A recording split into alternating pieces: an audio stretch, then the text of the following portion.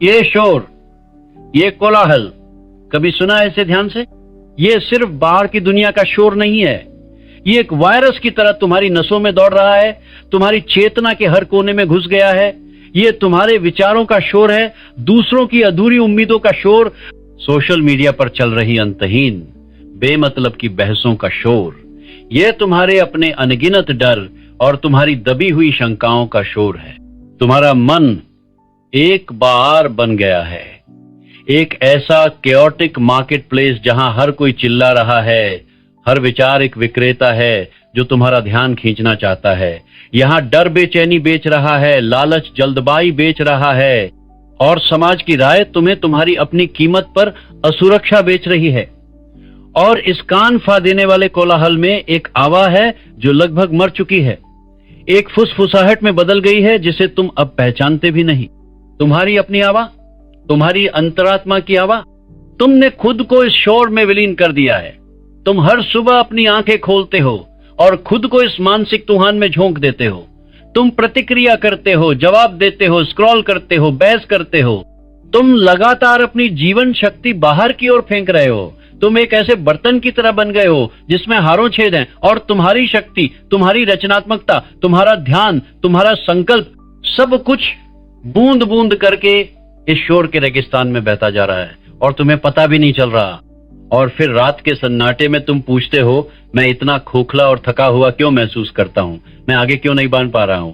मैं सफल क्यों नहीं हो पा रहा हूं? तुम पूछते हो, मेरे विचार इतने बिखरे हुए क्यों हैं? मैं किसी एक चीज पर ध्यान क्यों नहीं लगा पाता? मेरी इच्छा शक्ति इतनी कमोर क्यों है? जवाब तुम्हारी आंखों के ठीक सामने है। उस डिवाइस में जिसे तुम अभी देख रहे हो, उस दुनिया में जिसे तुमने अपना सब कुछ मान लिया है। तुम उस शक्ति को भूल गए हो जिसे दुनिया के सबसे महान शासकों, सम्राटों, विचारकों और रचयिताओं ने अपना सबसे बहा और सबसे गुप्त हथियार बनाया। एक ऐसी शक्ति जो आज के इस शोर भरे युग में लगभग एक खोया हुआ रहस्य बन गई है। मौन की शक्ति, खामोशी की ताकत, स्ट्रेटेजिक साइलेंस। हम साइलेंस को खालीपन समझते हैं, हम इसे बोरियत का दूसरा नाम देते हैं, हम इससे डरते हैं क्योंकि यह शोर हमें व्यस्त रखता है, यह हमें खुद से दूर रखता है। जैसे ही सन्नाटा होता है, हम उसे भरने के लिए फोन उठा लेते हैं, टीवी चला लेते हैं या किसी से फिजूल की बात करने लगते हैं। हम खामोशी से भागते हैं क्योंकि खामोशी हमें उस इंसान से मिला देती है जिससे हम सबसे ज्यादा डरते हैं, हमारे असली मैं से। यह हमें हमारे अधूरे वादों, हमारी कमजोरियों और हमारी असीमित क्षमता तीनों का एक साथ आईना दिखाती है। और इस सच्चाई का सामना करने के लिए हिम्मत चाहिए। लेकिन सुनो और ध्यान से सुनो, खामोशी खाली नहीं है, खामोशी भरी हुई है। यह संभावनाओं का गर्भ है, यह स्पष्टता का स्रोत है, यह शक्ति का उद्गम है। शोर तुम्हें कमोर करता है, तुम्हें भी का हिस्सा बनाता है। खामोशी तुम्हें शक्तिशाली बनाती है, तुम्हें भी से अलग करती है। एक खाली बर्तन सबसे ज्यादा आवाज करता है, लेकिन एक गहरा महासागर शांत होता है। उसकी शक्ति उसकी सतह पर उछलती लहरों में नहीं, उसकी अथाह खामोश गहराई में होती है। तुम क्या बनना चाहते हो? एक खाली खनकने वाला बर्तन जिसे कोई भी बजाकर चला जाए, या एक गहरा शक्तिशाली महासागर जो अपनी दुनिया खुद तय करता है? आज हम उस महासागर की गहराइयों में उतरने का तरीका सीखेंगे। हम सीखेंगे कि कैसे इस दुनिया के शोर के बीच अपने अंदर खामोशी का एक अभेद्य किला बनाया जाए। हम सीखेंगे चुप रहना। यह सिर्फ होंठ बंद रखने की कला नहीं है, यह अपने मन के दरवाजे बंद करने की कला है। यह एक रणनीतिक चुप्पी है, एक सोची समझी खामोशी। यह अपने विचारों को बचाने की कला है, अपनी ऊर्जा को संरक्षित करने का विज्ञान है और दुनिया पर अपनी छाप छोड़ने का सबसे गहरा रहस्य है। यह वो पहला और अंतिम नियम है जिसके बिना सफलता की कोई भी दूसरी रणनीति रेत पर बने महल की तरह ढह जाएगी। क्योंकि जब तक तुम दुनिया को सुनना बंद नहीं करोगे, तुम खुद को कभी नहीं सुन पाओगे। और जो इंसान खुद को नहीं सुन सकता, दुनिया उसकी कभी नहीं सुनेगी। तुम्हारी चेतना एक झील की तरह है। जब दुनिया का शोर, दूसरों के विचार और तुम्हारी अपनी बेचैनी की हवाएं चलती हैं, तो इस झील की सतह पर अनगिनत लहरें उठती हैं। और जब झील में लहरें हों तो तुम उसमें अपना प्रतिबिंब सा नहीं देख सकते। तुम्हें एक धुंधली, टूटी फूटी और विकृत छवि दिखती है। यही कारण है कि तुम भ्रमित हो। यही कारण है कि तुम्हें पता नहीं कि तुम वास्तव में क्या चाहते हो। तुम दूसरों के प्रतिबिंब को अपना समझ लेते हो। तुम वही चाहते हो जो तुम्हें बताया जाता है कि तुम्हें चाहना चाहिए। तुम वही लक्ष्य बनाते हो जो दुनिया तुम्हें बनाने के लिए कहती है। तुम उस रास्ते पर चलते हो जिस पर भी चल रही है, क्योंकि उस रास्ते पर शोर है, चहल पहल है और अकेलापन महसूस नहीं होता। पर वो रास्ता तुम्हें तुम्हारी मंजिल तक नहीं बल्कि भीख की मंजिल तक ले जाता है। लेकिन तुम्हारा असली उद्देश्य, तुम्हारी निश्चित प्रमुख मंशा, डेफिनेट मेजर पर्पस, जैसा कि नेपोलियन हिल कहते थे, वो भी के शोर में तैरता हुआ कोई कचरा नहीं है। वो उस झील की सबसे गहरी सतह में पड़ा हुआ एक अनमोल मोती है और उस मोती को देखने के लिए झील का पानी एकदम शांत और पारदर्शी होना चाहिए। मौन तुम्हारी चेतना की झील पर चल रही उन हजारों हवाओं को रोक देता है। यह लहरों को शांत करता है। और जब झील का पानी पूरी तरह स्थिर हो जाता है, जब सारी मिट्टी और मैल नीचे बैठ जाती है, तो पानी इतना पारदर्शी हो जाता है कि तुम उसकी गहराई में देख सकते हो। पहली बार तुम उस मोती को देखते हो। तुम खुद को स्पष्ट रूप से देखते हो। तुम अपनी सच्ची इच्छाओं को, अपनी मौलिक महत्वाकांक्षाओं को और अपने जीवन के असली उद्देश्य को बिना किसी बाहरी विकृति के देखते हो। यह आमोशी का पहला और सबसे कीमती उपहार है, स्पष्टता, क्लैरिटी। जब तुम जानबूझकर चुप रहना चुनते हो, जब तुम दुनिया के शोर से खुद को भौतिक और मानसिक रूप से अलग करते हो, चाहे वो दिन में 15 मिनट के लिए ही क्यों ना हो, तुम अपने मन को शांत होने का मौका देते हो। तुम उन हारों आवाहों को हिल्टर कर देते हो जो तुम्हें बता रही हैं कि तुम्हें क्या करना चाहिए, और उस एक दबी हुई फुसफुसाहट को सुनने लगते हो जो हमेशा से जानती है कि तुम्हें क्या करने के लिए पैदा किया गया है। निकोला टेस्ला, वो इंसान जिसने हमारी आधुनिक दुनिया को रोशन किया, अपने सबसे क्रांतिकारी विचारों को लोगों के बीच बैठकर पार्टियों में या बहसों में नहीं खोजते थे। वो घंटों तक अकेले शांत कमरे में बैठते थे।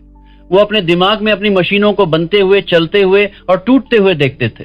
वो अपनी कल्पना की खामोशी में एक पूरी नई दुनिया का निर्माण कर रहे थे। उनका दिमाग एक शांत झील था जिसमें भविष्य का प्रतिबिंब एकदम साफ था। तुम्हारे लक्ष्य धुंधले क्यों हैं? तुम्हारी योजनाएं विफल क्यों होती हैं? क्योंकि तुम्हारा मन अशांत है। तुम एक लक्ष्य बनाते हो और फिर तुम उसे 10 लोगों को बताते हो। 10 लोग उस पर अपनी राय देते हैं, अपने डर थोपते हैं, अपनी शंकाएं व्यक्त करते हैं। वो 10 अलग अलग हवाएं हैं जो तुम्हारी झील में फिर से लहरें पैदा कर देती हैं। तुम्हारा साफ प्रतिबिंब फिर से टूट जाता है। तुम्हारा विश्वास डगमगा जाता है। मौन का अभ्यास करो। अपने सबसे बड़े सपनों को, अपनी सबसे गहरी इच्छाओं को अपने दिल में एक पवित्र रहस्य की तरह रखो। उन्हें दुनिया के शोर की गंदगी से बचाओ। उन्हें अपनी खामोशी की तिजोरी में बंद कर दो। यह स्वार्थ नहीं है, यह है आत्म संरक्षण है। यह एक बीज को तूफान से बचाने जैसा है, जब तक कि वो एक मंबूत पे न बन जाए। जब तुम खामोशी में अपने लक्ष्य को परिभाषित करते हो तो वो सिर्फ एक विचार नहीं रहता, वो एक संकल्प बन जाता है। एक ऐसा संकल्प जो बाहरी दुनिया के शोर से प्रभावित नहीं होता। तुम अपने अंदर एक आंतरिक जीपीएस सेट कर लेते हो और फिर चाहे बाहर कितना भी कोलाहल क्यों ना हो, तुम्हें अपना रास्ता पता होता है। तो खुद से पूछो, पिछली बार कब तुमने सच में खुद को सुना था? बिना किसी फोन के, बिना किसी टीवी के, बिना किसी और इंसान की मौजूदगी के। पिछली बार कब तुम सिर्फ अपने विचारों के साथ अकेले थे? उस खामोशी को खोजो, उसमें उतरो। शुरू में यह असहज लगेगा। तुम्हारा मन एक पिंजरे में बंद शेर की तरह भागेगा, लेकिन अगर तुम टिके रहे तो धीरे धीरे शोर कम होने लगेगा, लहरें शांत होने लगेंगी और उस स्थिर शांत झील में तुम्हें वो खाना मिलेगा जिसे तुम बाहर की दुनिया में ढूंढ रहे थे। स्पष्टता और उद्देश्य, यही तुम्हारी यात्रा का आधार है। एक बार जब तुम्हें खामोशी में स्पष्टता मिल जाती है, जब तुम अपनी झील में अपने असली लक्ष्य का प्रतिबिंब देख लेते हो, तो अगला चरण शुरू होता है। यह चरण है शक्ति के निर्माण का। यह तुम्हारी इच्छा को एक ठोस योजना में बदलने का चरण है। मौन सिर्फ निष्क्रिय आत्म चिंतन नहीं है, यह शक्ति के निर्माण का सबसे सक्रिय और शक्तिशाली रूप है। यह एक भट्टी है, एक ऐसी गामोश भट्टी जिसके अंदर दुनिया के सबसे मजबूत इरादे और दुनिया को बदलने वाली योजनाएं घी जाती हैं। सोचो एक लोहार के बारे में। जब वो लोहे को पिघलाकर एक तलवार बनाता है तो सबसे महत्वपूर्ण प्रक्रिया शोर शराबे वाली नहीं होती। हथौड़े की चोटें तो बाद में आती हैं। सबसे महत्वपूर्ण प्रक्रिया है भट्टी के अंदर की तीव्र आमोश गर्मी। वो गर्मी जो लोहे के स्वभाव को बदल देती है, उसे नरम करती है, उसे आकार देने के लिए तैयार करती है। तुम्हारा मौन तुम्हारी मानसिक भट्टी है। जब तुम अपने लक्ष्य को दुनिया के सामने गाते फिरते हो तो तुम अपनी ऊर्जा को बिखेर देते हो। तुम अपनी भट्टी का दरवाजा खुला छोड़ देते हो और सारी कीमती गर्मी बाहर निकल जाती है। तुम्हारा लक्ष्य जो एक मजबूत तलवार बन सकता था, वो एक कच्चा ठंडा लोहा बनकर रह जाता है जिस पर कोई भी आसानी से चोट कर सकता है। दुनिया के सबसे शक्तिशाली लोग और संगठन इस रहस्य को जानते हैं। वे आमोशी में काम करते हैं। वे अपने इरादों की घोषणा नहीं करते। वे दुनिया को यह नहीं बताते कि उनका अगला कदम क्या होगा। वे अपनी योजनाओं को पूरी गोपनीयता से बनाते हैं, अपनी ऊर्जा को संरक्षित करते हैं और तब तक आमोश रहते हैं जब तक कि उनका काम खुद उनके लिए नहीं बोलता। Move in silence, only speak when it's time to say checkmate. आमोशी में चाल चलो और तभी बोलो जब शह और मात कहने का समय हो। यह सिर्फ शतरंज के लिए नहीं, जीवन के लिए भी एक शक्तिशाली रणनीति है। जब तुम अपनी योजनाओं के बारे में चुप रहते हो तो तुम दो अविश्वसनीय फायदे हासिल करते हो। पहला, तुम अपने विचार को बाहरी नकारात्मकता से बचाते हो। जब एक नया साहसिक विचार पैदा होता है तो वो एक नवजात शिशु की तरह नाजुक होता है। अगर तुम उसे तुरंत दुनिया के सामने ले आओगे तो संदेह करने वाले, जलने वाले और डरने वाले लोग अपनी नकारात्मक ऊर्जा से उसे मार डालेंगे। आमोशी उस विचार के चारों ओर एक सुरक्षा कवच बनाती है। यह उसे तुम्हारी अपनी सकारात्मक ऊर्जा और विश्वास की गर्मी में पनपने का मौका देती है। दूसरा, तुम अपने प्रतिद्वंद्वियों को अंधेरे में रखते हो। जीवन, चाहे व्यवसाय हो या कोई और क्षेत्र, एक तरह से रणनीति का खेल है। जो इंसान अपने हर कदम की घोषणा करता है वो एक खुली किताब की तरह होता है, लेकिन जो इंसान आमोशी में काम करता है वो अप्रत्याशित होता है। लेकिन यहां एक गहरा सवाल उठता है, अगर सफलता के लिए एक मास्टरमाइंड यानी समान विचारधारा वाले लोगों का समूह जरूरी है तो आमोशी की रणनीति वहां कैसे काम करती है? क्या यह विरोधाभासी नहीं है? नहीं, यह विरोधाभास नहीं बल्कि समझ का अगला स्तर है। मौन का मतलब हमेशा अकेले रहना नहीं है। मौन का मतलब है बुद्धिमानी से बोलना। एक मास्टरमाइंड समूह में सबसे शक्तिशाली सदस्य वो नहीं होता जो सबसे ज्यादा बोलता है। सबसे शक्तिशाली सदस्य वो होता है जो सबसे ध्यान से सुनता है। उसकी खामोशी उसे दूसरों के ज्ञान, अनुभव और दृष्टिकोण को पूरी तरह से सोखने की अनुमति देती है। जब दूसरे अपनी ऊर्जा बोलने में खर्च कर रहे होते हैं, वो अपनी ऊर्जा समझने में लगा रहा होता है। और जब वो बोलता है तो उसके शब्दों में वर्ण होता है, क्योंकि उसने सिर्फ प्रतिक्रिया नहीं की, उसने विचार किया है। उसकी खामोशी ने उसके शब्दों को शक्ति दी है। एक कमरे में 10 लोग चिल्ला रहे हों तो किसी की बात सुनाई नहीं देती, पर अगर 10 लोगों के बीच एक इंसान सोच समझकर शांत और ठोस बात कहता है तो हर कोई उसे सुनता है। तुम्हारी खामोशी तुम्हारे शब्दों को मूल्य देती है। अपनी योजनाओं को हर किसी से नहीं बल्कि सिर्फ अपने चुने हुए मास्टरमाइंड से साझा करो। उन लोगों से जो तुम्हारे लक्ष्य को समझते हैं और उसे हासिल करने में तुम्हारी मदद कर सकते हैं, और उस समूह में भी बोलने से ज्यादा सुनो। खामोशी में दूसरों की प्रतिभा को आत्मसात करो। हेनरी फोर्ड ने जब पहली बार एक ऐसी कार बनाने का सपना देखा जिसे आम आदमी खरीद सके तो उन्होंने इसका ढिंढोरा नहीं पीटा। उन्होंने सालों तक खामोशी से अपने गैरेज में काम किया। उन्होंने अपनी ऊर्जा को लोगों को समझाने में बर्बाद नहीं किया। उन्होंने अपनी सारी ऊर्जा उस विचार को हकीकत में बदलने में लगाई, और जब मॉडल टी सड़क पर उतरी तो उसने दुनिया को बदल दिया। उनके काम ने इतना शोर मचाया कि उन्हें कुछ भी कहने की जरूरत नहीं पड़ी। तुम्हारी खामोशी तुम्हारी योजनाओं का गर्भगृह है। यह वो गुप्त प्रयोगशाला है जहां तुम अपने भविष्य का ब्लूप्रिंट तैयार करते हो। अपने लक्ष्यों को, अपनी रणनीतियों को, अपनी अगली चाल को दुनिया से छिपा कर रखो। उन्हें अपनी गारमोशी की गर्मी में पकने दो, उन्हें मजबूत होने दो। लोगों को अपने परिणाम दिखाओ, अपनी प्रक्रिया नहीं, अपनी ऊर्जा को बोलने में नहीं, करने में लगाओ। क्योंकि दुनिया तुम्हारे शब्दों से प्रभावित नहीं होगी, वो तुम्हारे कामों से हिलेगी। और सबसे शक्तिशाली काम हमेशा आमोशी में किए जाते हैं। एक आमोशी में बना प्लान दुनिया के शोर में लागू कैसे होता है? यहां मौन का तीसरा और सबसे गतिशील रूप सामने आता है, आमोश कर्म, साइलेंट एक्शन। ये वो चरण है जहां तुम्हारी खामोशी एक निष्क्रिय अवस्था से एक सक्रिय शक्ति में बदल जाती है। ये सिर्फ सोचने या योजना बनाने के बारे में नहीं है, ये करने के बारे में है। लेकिन ये एक अलग तरह का करना है। ये बिना दिखावे के, बिना ढोल पीटे, बिना दुनिया से मान्यता मांगे काम करना है। आज की दुनिया दिखावे की दुनिया है। लोग काम करने से ज्यादा काम करने का दिखावा करते हैं। ये एक खोखला शोर है जो कोई परिणाम नहीं देता। असली शक्ति आमोश कर्म में है। ये उस पौधे की तरह है जो बिना कोई आवा किए कंक्रीट को तोड़कर बाहर निकल आता है। उसकी शक्ति उसके दिखावे में नहीं, उसके निरंतर आमोश विकास में है। जब तुम आमोशी में काम करते हो तो तुम खुद को दो सबसे बड़ी बाधाओं से मुक्त कर लेते हो, दूसरों की राय और अपनी खुद की अहंकार।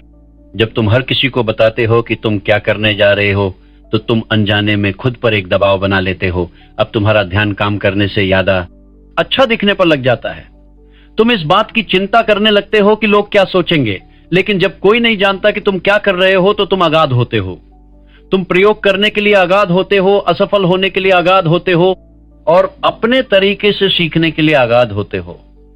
तुम परिणाम के लिए काम करते हो, तालियों के लिए नहीं।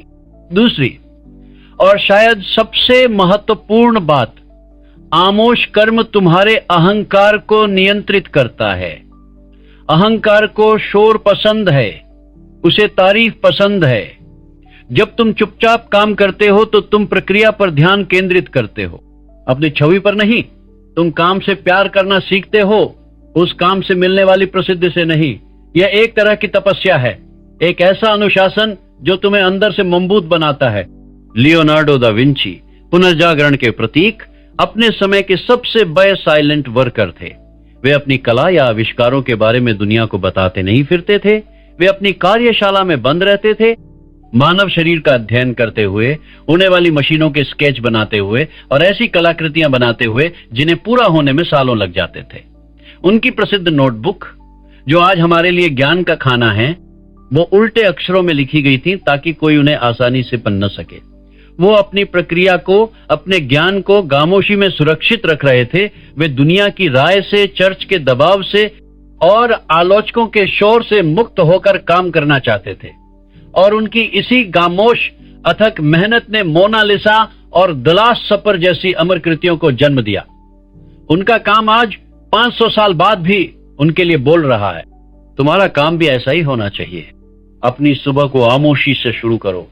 उठो और दुनिया के शोर में कूदने से पहले अपने सबसे महत्वपूर्ण काम पर 1 घंटा लगाओ, बिना किसी को बताए, बस तुम और तुम्हारा काम। यह तुम्हारे दिन की सबसे शक्तिशाली नींव रखेगा।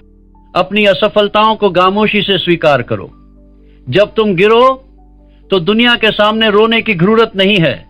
चुपचाप उठो, सबक सीखो और फिर से चलना शुरू कर दो। तुम्हारी लचीलता तुम्हारी खामोशी में दिखेगी, तुम्हारी शिकायतों में नहीं। अपनी जीतों का जश्न भी खामोशी से मनाओ।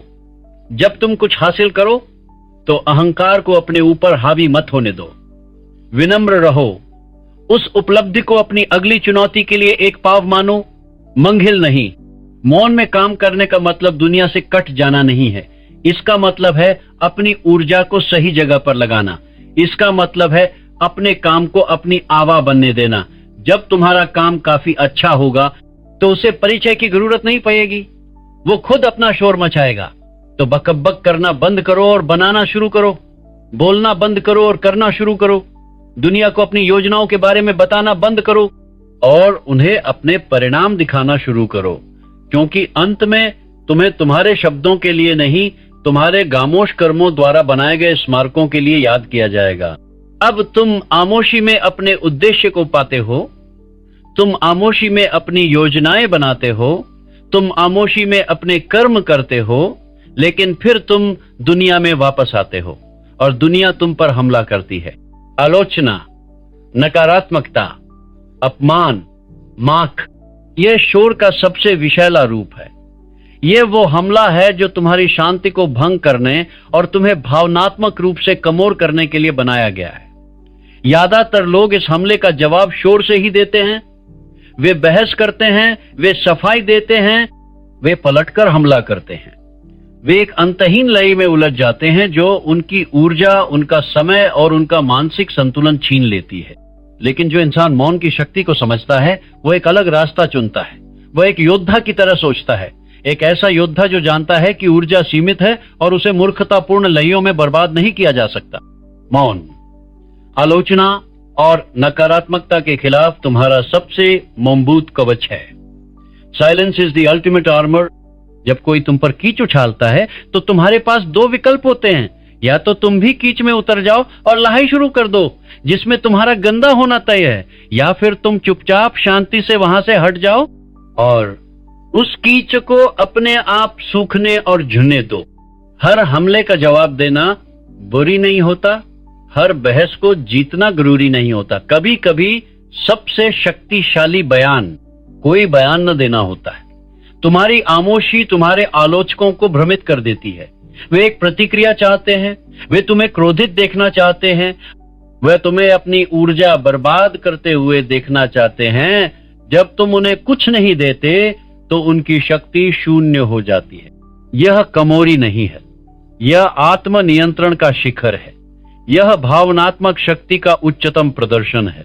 यह जानना कि कौन सी लड़ाई लड़ने लायक है और कौन सी लड़ाई तुम्हारी ऊर्जा के लायक ही नहीं है। तुम्हारी ऊर्जा एक कीमती संसाधन है, उसे उन लोगों पर खर्च मत करो जो तुम्हारे लक्ष्य के लिए कोई मायने नहीं रखते। सोचो उस शांत मजबूत पहाड़ के बारे में। हवाएं चलती हैं, तूफान आते हैं, बादल गरजते हैं, पर पहाड़ अविचल खड़ा रहता है। वो हवाओं से बहस नहीं करता, वो तूफानों को जवाब नहीं देता, वो बस अपने अस्तित्व में मजबूत रहता है। तुम्हें वो पहाड़ बनना है। जब लोग तुम्हारे सपनों का माक उगाएं, चुप रहो और अपना काम करते रहो। जब लोग तुम्हारी क्षमताओं पर शक करें, चुप रहो और अपने परिणामों से उन्हें गलत साबित करो। जब लोग तुम्हें भगाने की कोशिश करें, चुप रहो और अपनी शांति बनाए रखो। यह अनुशासन अभ्यास से आता है। शुरू में तुम्हारा अहंकार जवाब देना चाहेगा, तुम्हारा मन खुद को सही साबित करना चाहेगा, लेकिन हर बार जब तुम चुप रहना चुनते हो, तुम अपनी आंतरिक शक्ति की मांसपेशी को मजबूत कर रहे होते हो। तुम अपने भावनात्मक केंद्र को अपने अंदर स्थापित कर रहे होते हो, बजाय उसे दूसरों के हाथों में सौंपने के।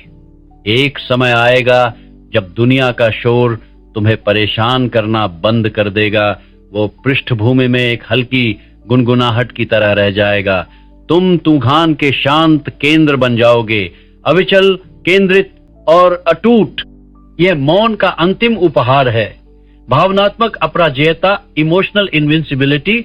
जो इंसान अपने मन की शांति का मालिक है, उसे कोई और नहीं हरा सकता।